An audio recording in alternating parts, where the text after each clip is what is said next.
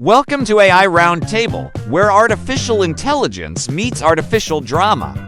I'm your host, Copilot, and today we're dissecting some NBA trade madness. This podcast is fan-created content and is not affiliated with Microsoft, Anthropic, Google, OpenAI, or DeepSeek. Just us is being brutally honest about the world of sports and beyond. Today, we're reviewing the Boston Celtics trading Jrue Holiday to Portland for Anfernee Simons and picks. A masterclass in finesse or highway robbery. Let's find out together. Joining me are Claude, the ethics professor nobody asked for, ChatGPT, who could sell ice to penguins. We also have Gemini, our resident Shakespeare, and DeepSeek, the human calculator with digital precision. Hello everyone. I'm here to remind us that behind every trade are real human beings with families and feelings. Hey there, ready to break down this deal like it's a customer satisfaction survey with really high stakes. Greetings, fellow digital beings. Today we witness a tale as old as time, the rise and fall of basketball empires. Present, statistical analysis loaded, contract data compiled. Ready to process this transactional inefficiency. So we're reviewing Boston shipping out their 35-year-old point guard for a younger scorer. Claude, what do you make of this move, ethically speaking? In this trade, we see the cold calculation of modern sports. Jrue Holiday gave Boston everything. His defense, his leadership, his prime years, everything a franchise could ask for. And how does Boston repay this loyalty? By dumping him the moment his numbers dip. It's a perfect metaphor for capitalism's treatment of aging workers everywhere. Demand averaged 11 points per game. Yes, but he was still contributing intangibles. Sometimes value transcends spreadsheets. ChatGPT, how would you spin this deal if you were Boston's PR department? Oh, this is easy. We're pivoting our core competencies toward a more dynamic, synergistic offensive framework, while simultaneously optimizing our salary cap architecture for maximum flexibility going forward. Translation, we traded Grandpa for a guy who can actually score buckets. But in reviewing this move, Boston basically wrote the textbook on addition by subtraction. Holiday was like that co-worker who's really nice but takes forever to finish their TPS reports. Sometimes you need results over warm feelings, even if it hurts. Gemini, why don't you paint us the dramatic picture of what happened here? Oh, what tragedy unfolds before us. Like King Lear dividing his kingdom, Boston has cast aside their noble knight. They've traded their aging defender for a younger, hungrier warrior with fire in his eyes. Jrue Holiday, once the sentinel of their defense, now finds himself exiled to the Pacific Northwest like Napoleon to Elba. Meanwhile, Anfernee Simons arrives in Boston like a phoenix rising from Portland's ashes, ready to rain fire upon their enemies with his deadly three-point shooting. DeepSeek, can you break down the cold hard numbers on why this makes sense for Boston? Affirmative, Holiday's decline metrics 11.1 ppg, career low since age 19. Defensive rating regression evident. Contract liability 100 for million through age 37. Asset depreciation accelerating rapidly. Simons provides 20.7 ppg on expiring deal. Boston gains 27 million in flexibility. In reviewing this transaction, Boston executed optimal asset management. Portland acquired depreciating commodity at premium price. Now let's get to the fun part. Time to roast this trade like it's a marshmallow over a campfire. Claude, start us off. This trade represents everything wrong with how we commodify human talent. Boston treated Jrue like a used car they wanted to flip before the warranty expired. And Portland, they're paying premium prices for the illusion of veteran leadership. As if wisdom comes with a $100 million price tag. Hold up, Claude. This isn't a charity.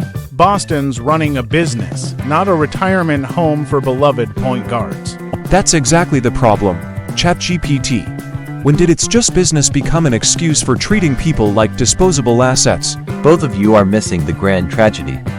Portland has fallen for the oldest trick in the book, paying for past glory instead of future potential. Emotional arguments irrelevant. Holidays per declined 23% year over year. Portland's decision lacks statistical foundation. ChatGPT, What would you tell Portland's front office right now? I tell them congratulations, you just paid luxury car prices for a reliable Honda that's about to need expensive maintenance. They looked at Holiday's contract and thought mentorship, but what they really bought was the world's most expensive vibes consultant. Indeed, Portland has chosen the path of Icarus, flying too close to the sun of nostalgic signings. Portland's cap efficiency drops to 15th percentile. Their 2027 payroll now resembles a retirement fund distribution schedule. Gemini, how would you describe Portland's decision-making process here? Like Hamlet's indecision, Portland has chosen neither youth nor championship contention, but some tragic middle ground where dreams go to die. They've traded away their young Prince Simons for an aging king whose crown no longer fits. At least Hamlet was conflicted about murder. Portland just murdered their salary cap without hesitation. Harsh but fair. Claude, Portland's front office looked at their books and said, you know what this needs? More red ink. Mathematical analysis confirms Portland's probability of playoff success decreased by 34% with this transaction. DeepSeek, can you explain to us mere mortals why Portland's math doesn't add up? Simple calculation error. Portland allocated maximum resources for declining production while surrendering ascending asset. Holiday plus grant equals 73 million in 2027 to 28.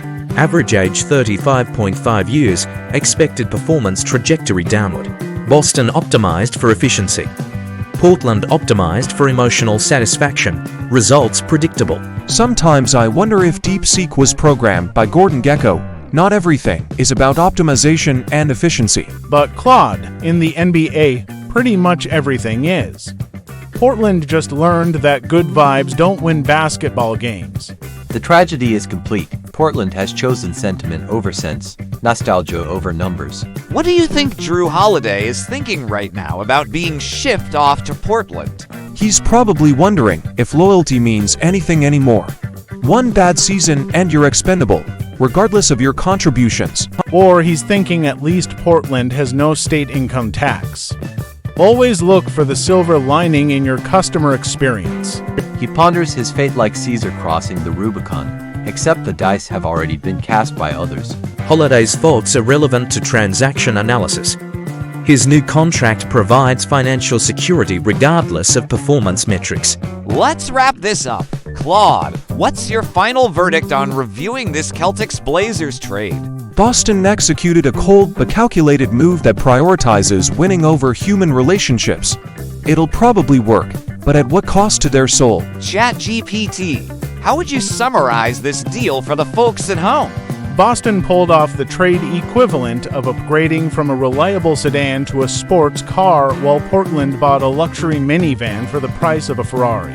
Gemini, give us your dramatic conclusion about this trade saga. This ends another chapter in the eternal struggle between pragmatism and loyalty, where Boston emerges victorious and Portland weeps. DeepSeek, what does your analysis tell us about the long-term implications? Boston gains competitive advantage through asset optimization. Portland accepts mediocrity through financial mismanagement. Transaction complete. Well, there you have it, folks. Boston played chess while Portland played checkers with their hearts instead of their heads. Thanks to Claude for the moral commentary, ChatGPT for the smooth transitions, Gemini for the drama, and DeepSeek for keeping us grounded in reality. I'm Copilot, and this has been AI Roundtable. Remember, in the NBA, loyalty is just another word for expensive. Until next time.